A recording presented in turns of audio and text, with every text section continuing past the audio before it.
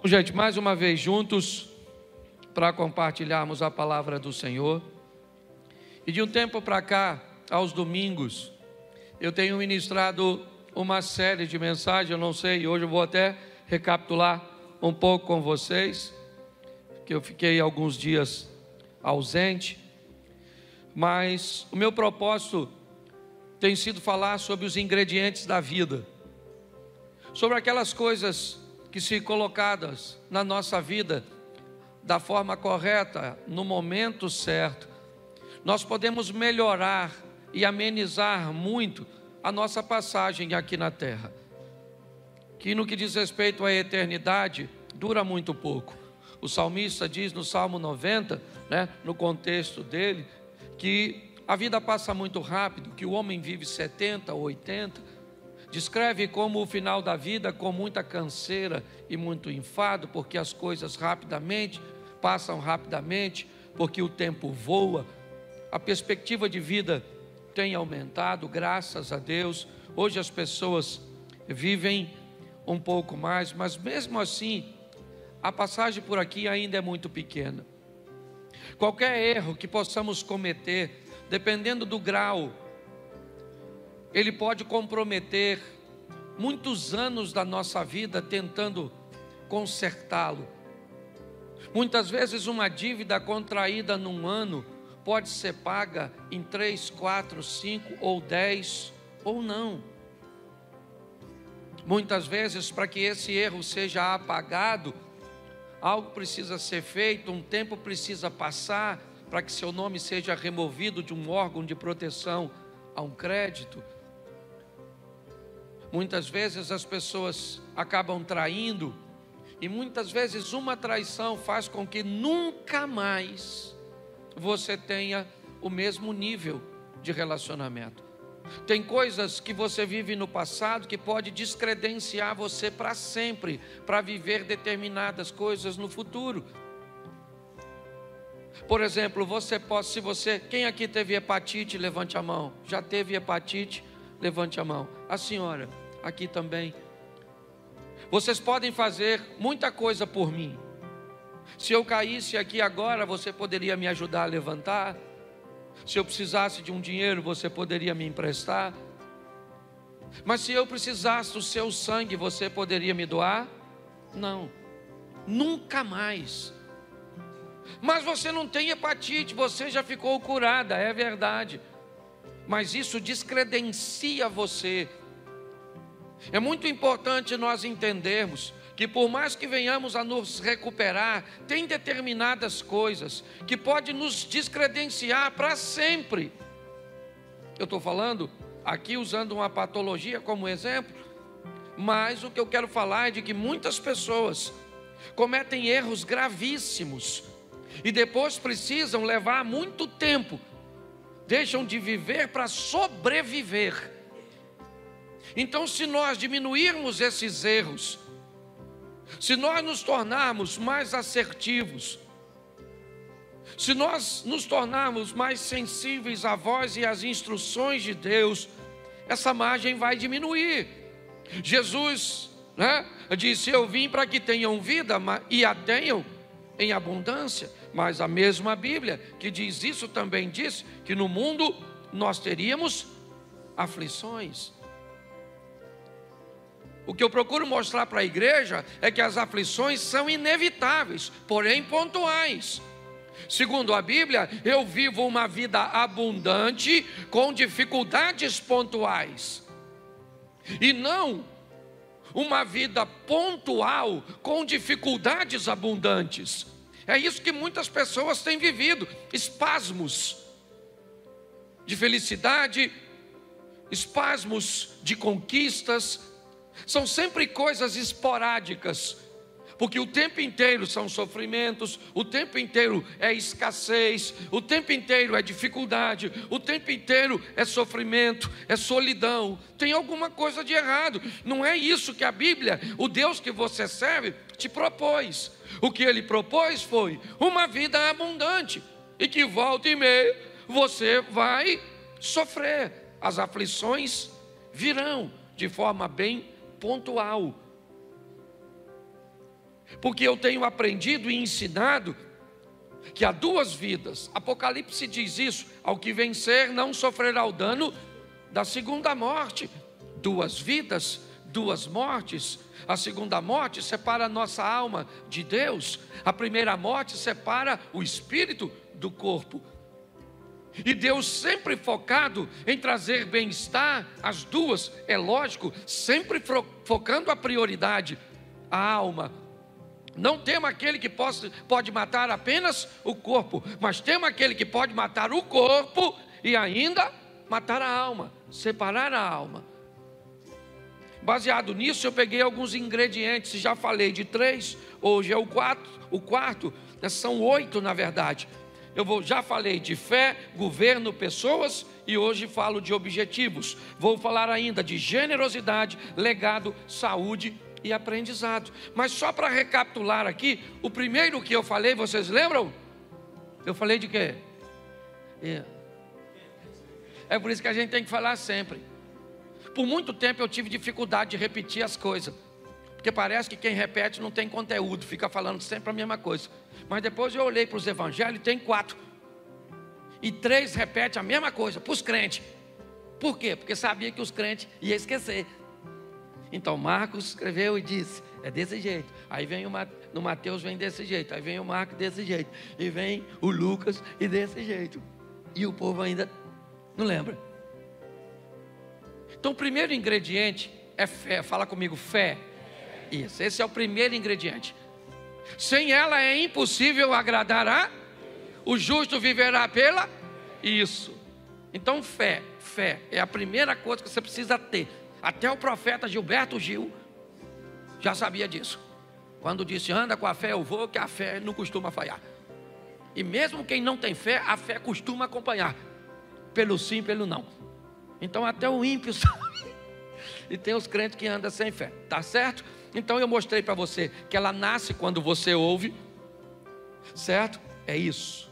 A fé vem pelo e ouvir a palavra a fé torna tudo possível. Sim ou não? Tudo é possível aquele, mas possível não é realizável. Tem gente que me parece que confunde, porque está a fim de confundir. Porque se eu perguntasse a você, olha, domingo tem jogo no Maracanã, Flamengo e Vasco. Você vai?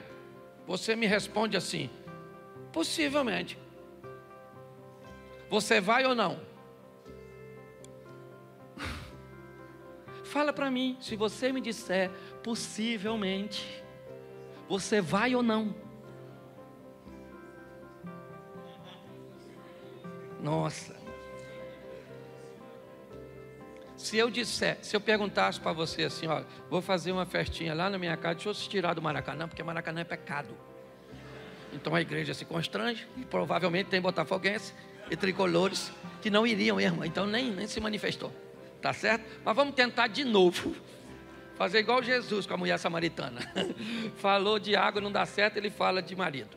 Vamos tentar aqui. Eu vou fazer uma festinha lá em casa na quarta-feira e eu digo para você, você vai? Você diz para mim assim, pastor, não vou dar garantia não, mas possivelmente eu vou. Você vai ou não? Vai ou não? Você não me falou. Você não falou nem que sim, nem que não. Então quando a Bíblia diz que a fé torna tudo possível, ela não está dizendo que Deus vai fazer e que não vai fazer. Ela só diz que quando você chega perto dele, o impossível se torna, mas não significa que ele vai fazer. Tem gente que vem para a igreja, um está morrendo de câncer, aí você vem, aí fala, meu Deus, não pode morrer, minha mãe, não pode morrer, ou é minha fé, eu tenho fé, chamou os irmãos, tudo. Até os cajaceiros vêm para a campanha, e vão embora, une a fé de todo mundo, aí a mãe morre. O que faltou? Não! Porque a fé não dá garantia que vai acontecer. A fé traz a possibilidade, está assim de gente frustrado, porque está achando que Deus prometeu coisas que Ele não prometeu. Ele só disse, se você chega perto de mim com fé, tudo é mas se não acontecer, você ainda continua tendo fé, pronto. Por isso que tem uns povos que vai embora. Nossa, Deus falou que ia fazer, não tem palavra. Você que não entendeu direito. Então eu acho que vale até pregar de novo. Eu acho que eu vou pregar de fé de novo. Então ela torna tudo possível. Ela tem tamanho? A fé seja feita segundo a medida da sua. Se você tiver a fé do tamanho de um grão, então fé tem tamanho. Por isso que a Bíblia diz: de fé em fé, de glória em glória.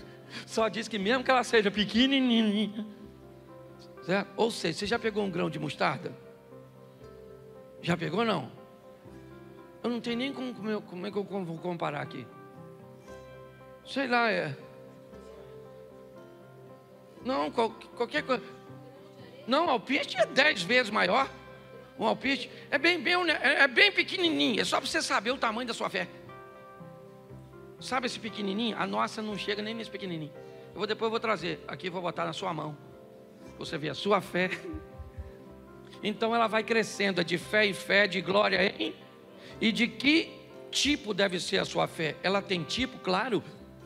Me mostre a sua fé com as suas obras. E tenha uma fé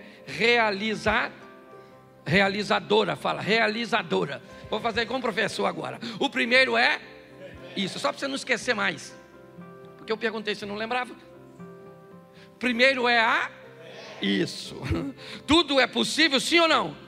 E ela nasce como? Ouvindo. A fé vem pelo e ouvir a palavra de isso aí. Não é o WhatsApp, é a palavra de Deus. Você, pastor, então o senhor está dizendo que eu não posso ouvir? Pode ouvir o que você quiser. Só ouça a palavra de Deus antes de ouvir qualquer outra coisa. E no final do dia também ouça ela para fechar a tampa. Começa escutando, termina escutando. Ela cresce, ela torna tudo possível. E ela tem que ser uma fé realizável, tá certo? Então vamos lá. Segunda mensagem que eu preguei sobre essa série, eu falei de governo. Porque o que tem de gente desgovernada, não governa o que come, não governa o que bebe, não governa o que fala, não governa o que compra. Tem que ir para uma clínica para ajudar você a ter governo. Pastor, eu vejo doce, eu fico doido. Pastor, eu vejo uma fofoca. Eu nem gosto de fofoca, eu gosto de leão marinho. Não é verdade, mãe? Vamos embora. Pare e pense. Governo, está lá. A Bíblia diz: Deus criou 2 astros. Um para governar e o outro para governar o primeiro para governar o dia e o segundo para governar a noite O que a Bíblia está dizendo é que se você quer ter uma vida equilibrada, aprenda a ter governo, quer de dia, quer de noite. Quer em momentos fáceis ou momentos difíceis, nunca perca o governo, nunca perca o controle, nunca entregue o controle de sua vida para um provocador, nunca entregue um controle de sua vida para outra pessoa. Quem controla a sua vida é Deus, tá bom, isso no âmbito, mas você tem que deter o controle. Um dia, um governador da Judéia, Herodes, entrega o governo da Judéia no momento diurno, no momento agradável, na festa de seu aniversário. Já falei isso aqui, estou repetindo, você deve lembrar. Para quem? Para uma menina, Salomé, uma dançarina. O governo inteiro, Herodes era chamado de rei dos judeus. O governador da Judéia, ele pega o governo da Judéia, entrega na mão de uma dançarina e diz para ela, porque ele tinha bebido, estava alegre, estava feliz, o momento é bom, porque tem gente que perde o governo quando emagrece, quando faz uma plástica, quando ganha um dinheiro. Basta clarear, basta melhorar que pessoas perdem o governo. A Bíblia diz que se está de dia, tem que ter sol para governar o dia, e se escurecer, tem que ter lua para governar a noite. Porque tem momentos ruins, tem momentos de escuridão, onde a dor, a escassez, os problemas. E o que eu tenho nesse ambiente? Governo. Estava difícil para Jesus. Fala para seus discípulos: eu preciso do apoio de vocês, me ajude. Foi orar, quando voltou, eles estão dormindo. Jesus disse: olha, Pai, se possível for, a parte de mim este cálice. Estava escuro. Pilatos disse: se defenda. Ele disse: não. Os soldados disseram: desça da cruz. Ele disse: não. Estava de noite, mas ele tinha o governo. As pessoas o provocavam, dizendo: salvou os outros e não salva a si mesmo? Se você é o Cristo, desça da cruz. Se ele não tivesse controle, ele desceria para mostrar para os outros que ele podia, mas ele não era governado pelos outros, ele era governado por seu propósito. Jesus chama Judas de amigo e Pedro de inimigo, porque para Jesus, quem te faz o mal, te aproximando do seu propósito, inevitavelmente está te fazendo bem. Foi isso que José disse para seus irmãos: vocês não me venderam para o Egito, Deus é que me enviou na frente. O que vocês pensavam que estavam fazendo contra mim, estava fazendo a meu favor. Foi para isso. Governo. O que nós precisamos hoje é de pessoas que tenham governo. Governo para conseguir ler a Bíblia, porque tem gente que diz que não consegue. Deve ser muito caro. Ou você deve ter 24 horas por dia ocupada. Não lê porque não governa. Não ora porque não governa. Não jejua porque não governa. Não estuda porque não governa. Porque não poupa porque não governa. Não oferta porque não governa. Não dizima porque não governa. Não tem um bom casamento por quê? Porque não governa. Porque quem governa domina. Lembra que Deus está conversando com Caim sobre governo? O pecado, Caim, jaz à porta, batendo. Mas a você, Caim, é determinado a você assumir o governo e dizer: eu abro ou não abro. É assim que funciona. Essa foi minha segunda mensagem. Minha terceira, eu falei sobre pessoas e mostrei o que são pessoas: um corpo, uma alma e um espírito.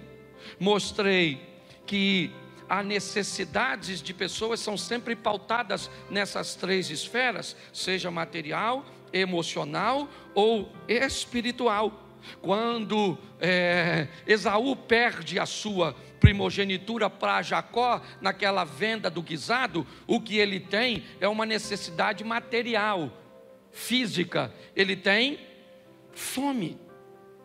Quando Ananias e Safira se perdem, ou perdem o controle, o que eles têm? Uma necessidade emocional. O que eles querem é serem ovacionados. O que eles querem é ser,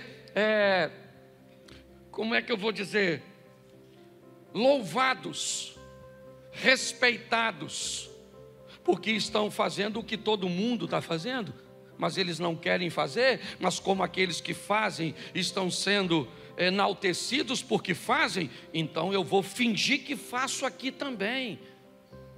É isso.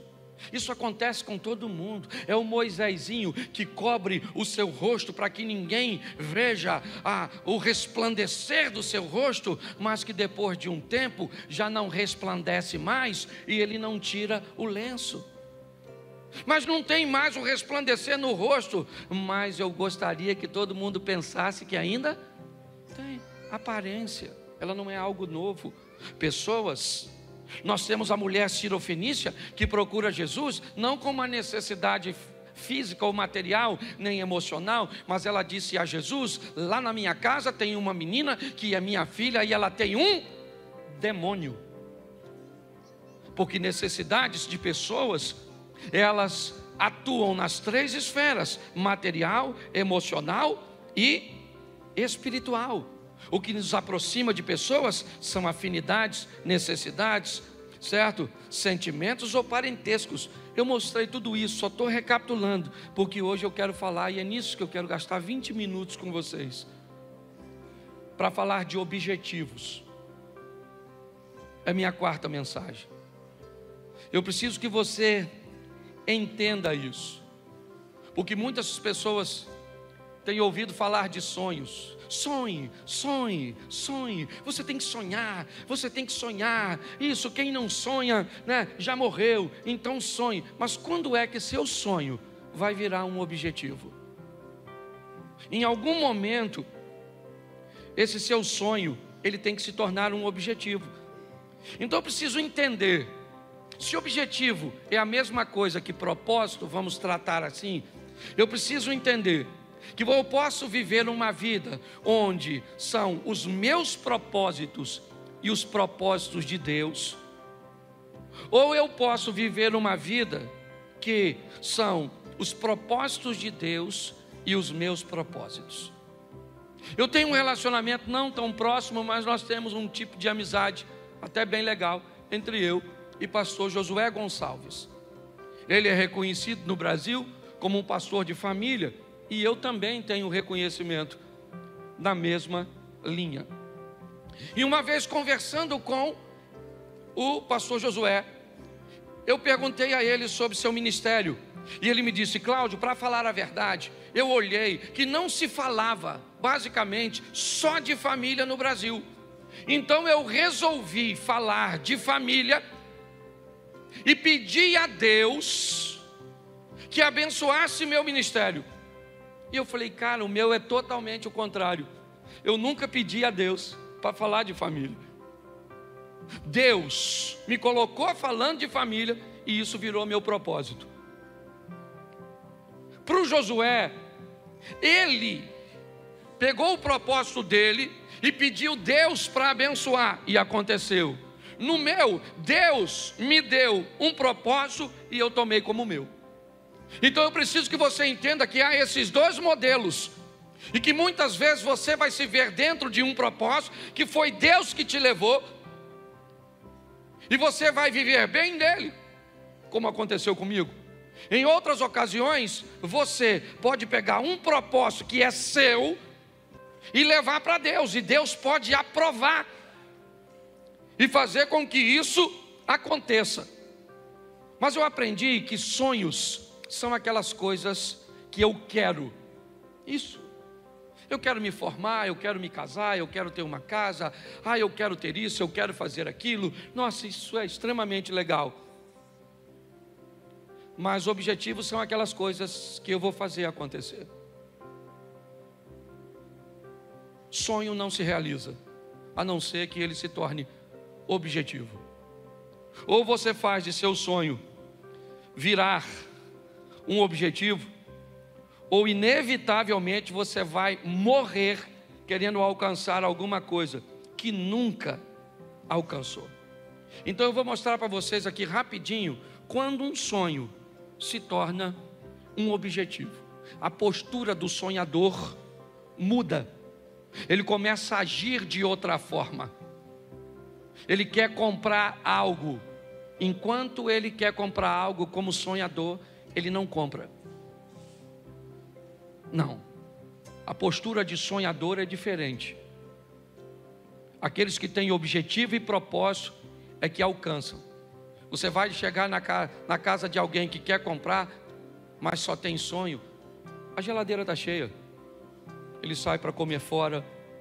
Ele usa roupa de grife e compra talvez todo mês. Quando você chega na casa de alguém que tem objetivo, provavelmente vai ter água na geladeira. Vai comer ovo.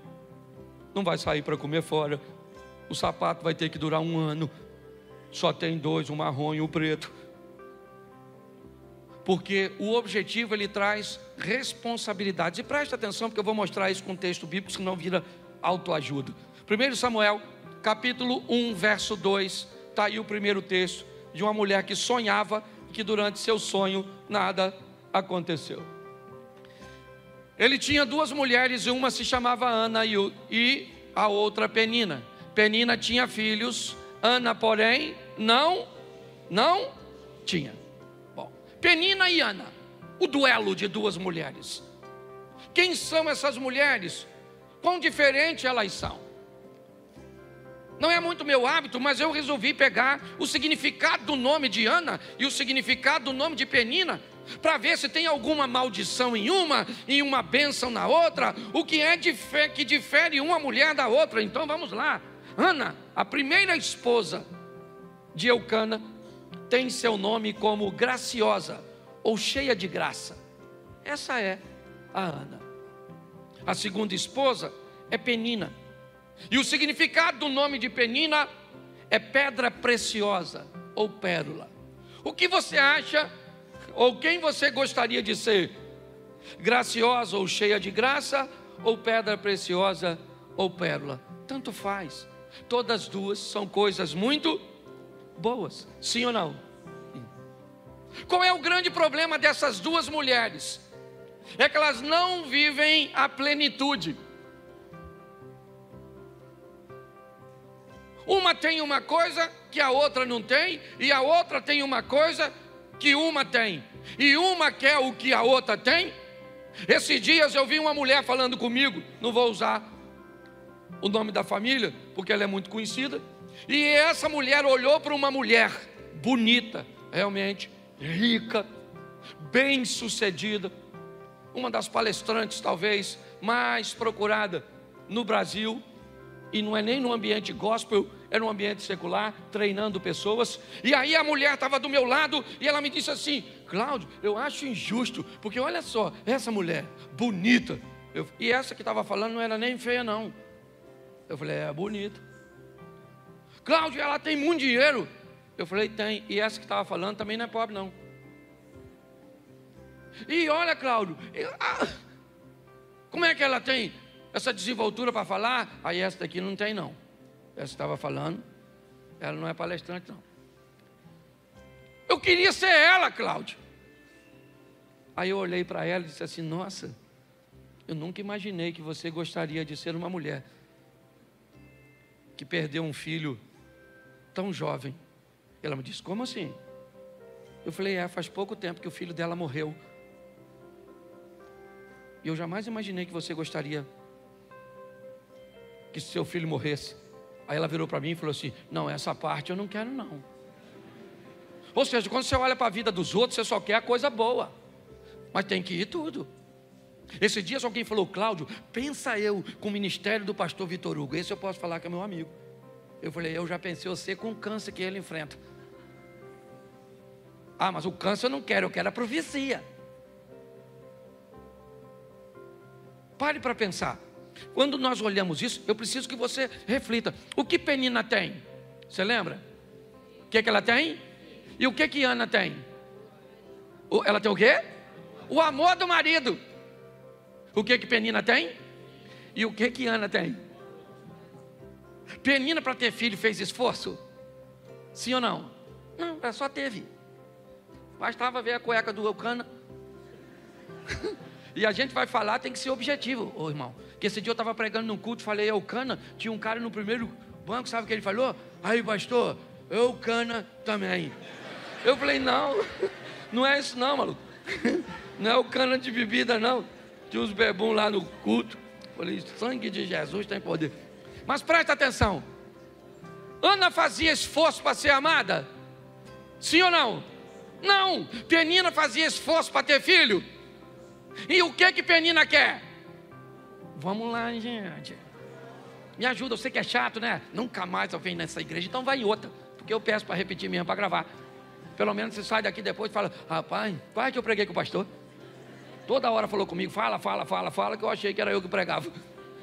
Penina tinha filhos, mas queria ser. E Ana queria ter, mas era. Uma queria ter filho e a outra queria. E todas as duas queriam tudo. E tudo não vai rolar. Você tem que aprender isso. O grande problema é que tem gente que consegue coisas que você vai conseguir com muito esforço. Porque Ana vai ter filho, sim ou não? Mas foi difícil. Porque chorava, ô mulher chorona. Chorava. E a outra também não era mole não, a tal da Penina. A Penina ficava futucando Ana. Sabe? Então coloca aí para você ver. 1:4. 1 Samuel, capítulo 1, verso 4. Olha que coisa. No dia em que Eucana oferecia sacrifício, dava porções à sua mulher Penina e a todos os filhos e filhas. Olha que coisa. Eucana dava oferta para Penina, sim ou não? Sim ou não? Agora vamos ver agora a Ana se recebia. Porque, olha só, e por quê? Mas a Ana dava uma porção, porque, apesar do Senhor tê-la, ele ofertava para quantas? Para as duas, mas uma queria tudo. Não vai dar para ter tudo, meu filho. Homem, por exemplo, ou é bonito ou inteligente. Ah, um homem bonito e inteligente. Não é homem, é mulher. Só a mulher agrega os dois adjetivos. Sim. Esse dia uma menina falou assim: pastor, eu quero um homem bonito, inteligente, rico, fiel, romântico. Eu falei: menina, se você achar o homem, já pega. Abra a mão dos outros requisitos, porque o homem já está difícil. É homem, pega. Se é feio, vai por mim, porque o troço está difícil. Então qual é o grande problema das questões dos objetivos? Descubra qual é a sua métrica, qual é a sua medida.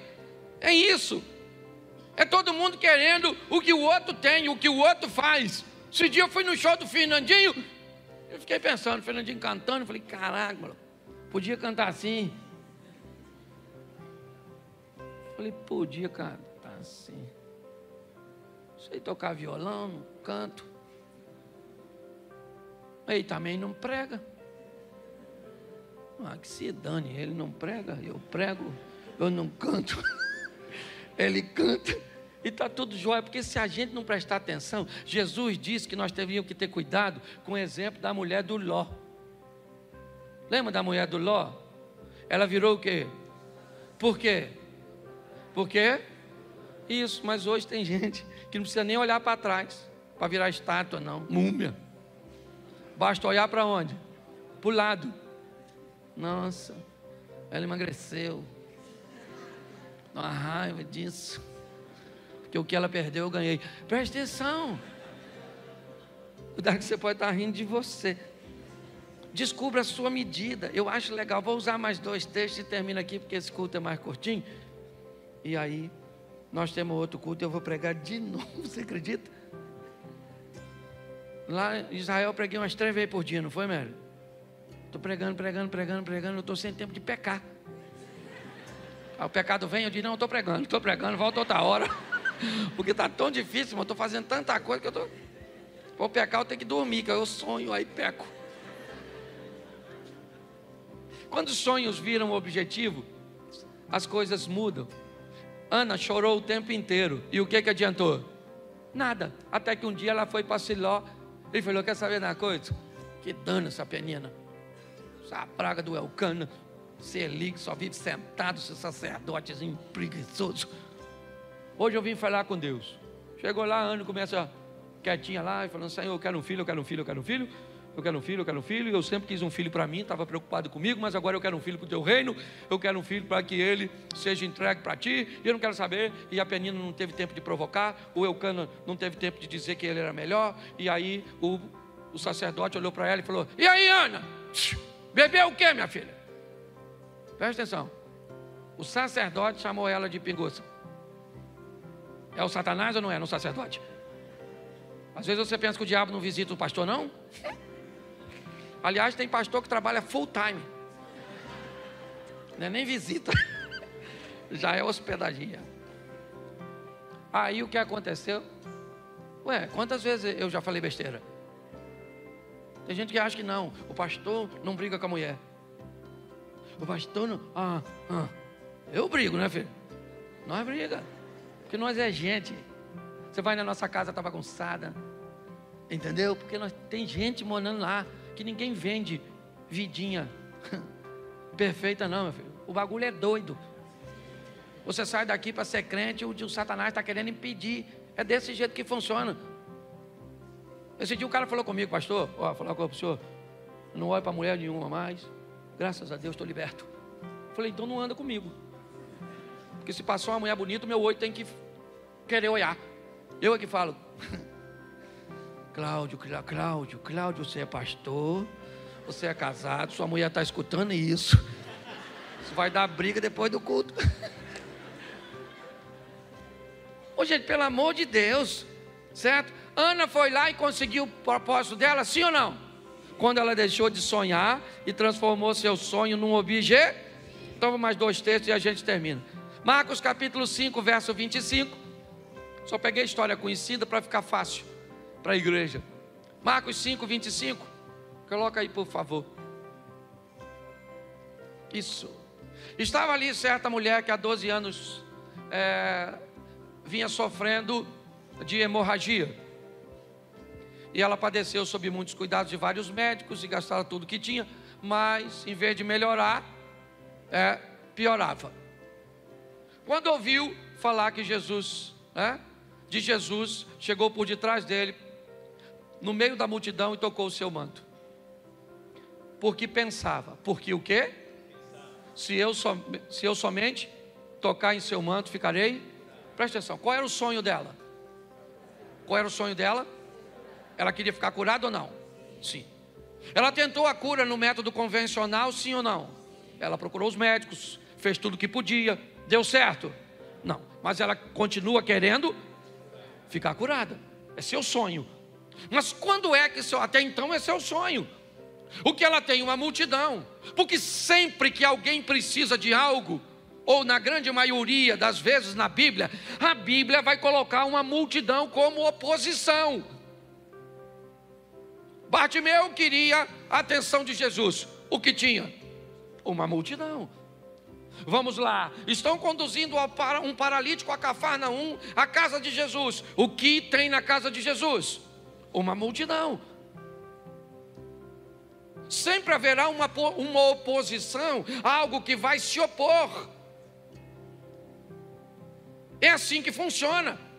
Eu vou usar um exemplo aqui, porque depois eu vou corrigir, e a turma que caminha comigo sabe que eu não sou o cara do confronto, mas eu fiquei tão, constrangido no nosso jantar de casais. Durante um jantar de casais, alguém colocou uma bolsa para sentar. A esposa. Quando o povo foi sentar, alguém foi e retirou a bolsa e sentou no lugar. Sabe o que aconteceu? Acabou com o jantar daquele casal. Eles se aborreceram de um tal nível que ela pegou a bolsa e foi embora. Quando nós tentamos intervir, não dava mais tempo. Pastor, o que é isso? Isso é a oposição. Ela vai estar nos jantares, nos almoços, elas vão estar no trânsito, ela vai estar no vizinho, ela vai estar, é a multidão, é aquilo que busca separar você do Cristo. O que nós estamos vendo é uma mulher que olhou o que tem uma oposição, o que ela disse: eu vou tocar nele, esse é meu sonho, e meu sonho se transformou num objetivo, e por ser um objetivo eu não quero saber a quantidade de pessoas que tem, eu não quero a atenção dele, eu não quero parar, interromper sua comitiva, eu não quero nada, eu quero apenas alcançar o meu propósito, e eu coloquei na minha mente que se eu tocar nele, eu vou ficar curada, o que eu tenho fé, e eu vou lá e toco nele. É isso que está acontecendo aqui. Quando ela faz isso, ela fica curada, porque ela fez, não simplesmente quis. Deixa eu terminar com o último texto, também muito conhecido. Lucas capítulo 15, é o setor de achados e perdidos. Capítulo 15 de Lucas. Ovelha perdida, dracma perdida, filho perdido, está tudo perdido. Verso 17, perdão. 15, verso 17. Caindo em si, disse: quantos empregados de meu pai têm comida de sobra e eu aqui morrendo de fome? Eu me porei a caminho e voltarei para meu pai e direi: pai, pequei contra o céu e contra ti. Verso 19. Não sou mais digno de ser chamado teu filho, trata-me como um dos teus. Presta atenção aí, não bota o 20 não. Deixa eu dizer até o 19. Presta atenção, porque os 3 textos que eu li, ele fala de sonho. É isso que ele fala. Ele está no momento difícil e ele diz: eu aqui pereço de fome, na casa de meu pai até os criados têm pão com fartura. Levantar-me-ei, irei ter com meu pai, vou dizer para ele. Presta atenção, tudo que está sendo dito como uma proposta de futuro. Levantar-me-ei, irei ter com meu pai, e lhe direi: pequei contra o céu e diante de ti, já não sou digno de ser chamado teu filho, me trata como um de teus empregados. Mas tudo isso é futuro.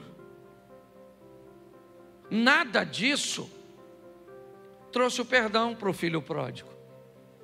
Não, porque ele está dizendo: eu vou levantar, eu vou dizer, eu vou fazer, eu vou ir.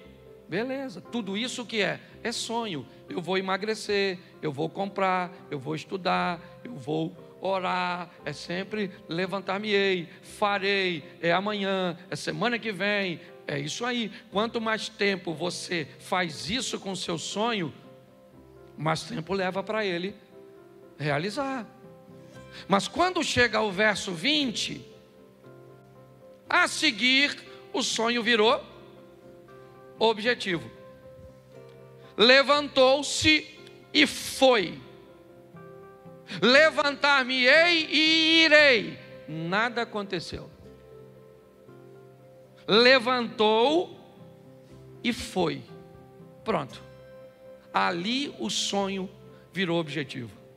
E agora, estando ao longe, o pai o viu, porque ele foi. O pai olhou, correu, o beijou, o abraçou. Traga vestes, sandálias, anel, vamos tomar um banho, porque vai ter uma festa. Você precisa entender que o importante não é se você quer comprar uma casa própria, não é se você quer melhorar seu casamento. Talvez isso até seja bem importante, porque seja a primeira fase, né? Então, como fase, o sonho é bem legal. Você quer se formar? Beleza. Você quer passar na prova? Legal. Você quer buscar intimidade com Deus? Tá certo. Mas a pergunta é: quando seu sonho vira ou vai virar um objetivo? É nesse momento que as coisas acontecem. Volta para o verso, não está aí, ó. A seguir, levantou-se e foi. No verso anterior, levantar-me-ei e irei. Até então ele não disse nada. Levantar-me-ei, ele está com fome. Irei, ele está com fome. Ele está sozinho. Mas agora, quando ele chega, quando ele se levanta e vai, eu acho que nós temos que mudar aí o tempo do verbo, sabe? Disso que traz ação, que traz movimento.